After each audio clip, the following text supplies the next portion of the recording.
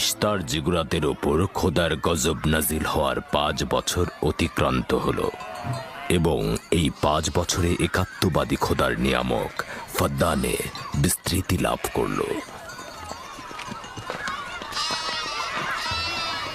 ইয়াকুব নবীর প্রিয় সহধর্মিণী এবং ইউসুফের মাতা রাহেল আবারও মা হতে চলেছেন। ইউসুফ, জি আম্মাজান। আজ তুমি তোমার পিতার সাথে মরুভূমিতে যাবে। ঠিক আছে আম্মাজান, আপনি যা বলবেন তাই হবে। এই যে নিন।